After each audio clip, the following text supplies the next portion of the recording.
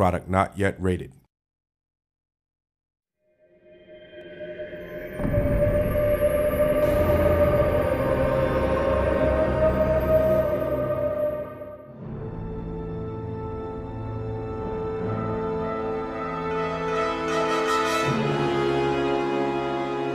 Welcome to the second episode of the Lionhead Video Diary. My name's Peter Molyneux.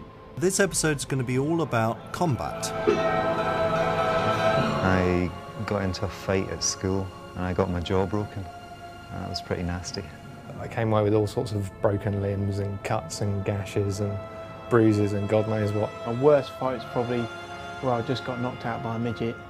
Well, not necessarily a midget, but he was a very small guy. Whether we like it or not, there was a lot of combat in Fable 1 and we really wanted to specialise and make something different for Fable 2. So we've looked at a couple of things. One is something that's called one-button combat. Now, a lot of people have said, you can't put combat on one button. What I hope this video diary says to you is that you can.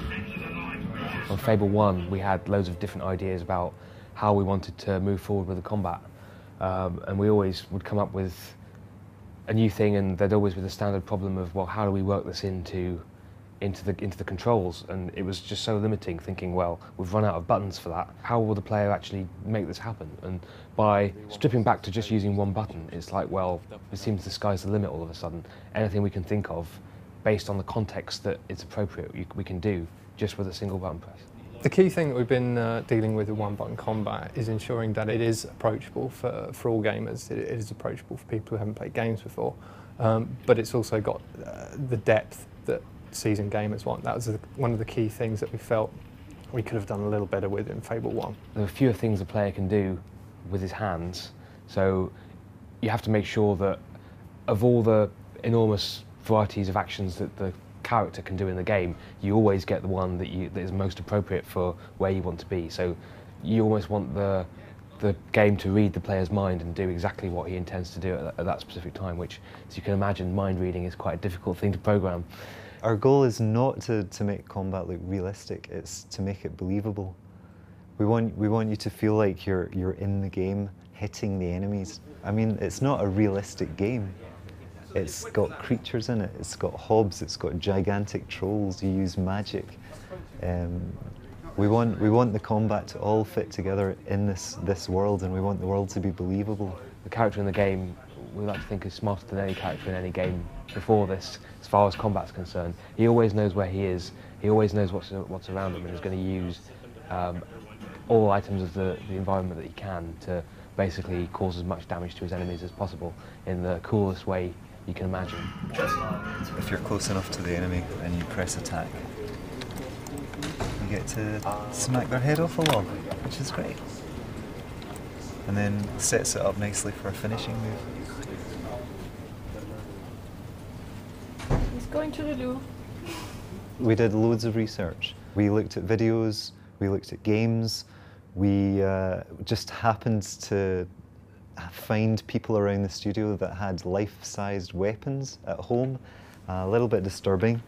Not completely real, but there were some life-size metal swords brought in, which it was really useful because we could go out into the car park and video ourselves doing specific moves for the hero. We also got a sword master in called Richard Ryan, who showed us how he would actually fight with a sword. Quite a scary guy. He had a guitar case full of weapons and didn't mind getting quite close to us when he was demonstrating swings and things. But that gave us a lot of ideas, a lot of new ideas.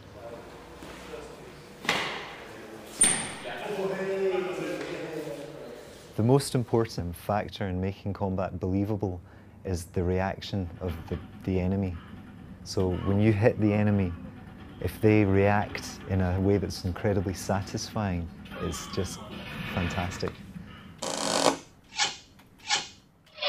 We're looking at perhaps unlocking certain elements of the combat further along down the storyline, so that instead of having everything available from the start, your character becomes more skilled as the story progresses. The most exciting introduction to Fable is the flintlock pistol, which comes with a complete design and style of Fable 2, which is a highwayman. And you know, without Heimerman, you have to have guns. I'm very confident actually that we're going to cover everything that, well, I'll never say everything that a player will want to do because there's some pretty weird players out there from the mail we get. But you know, I'd say 95% of what people want to do, I think we're going to get in there. Absolutely. When it comes to combat, nothing beats a good old game of English football.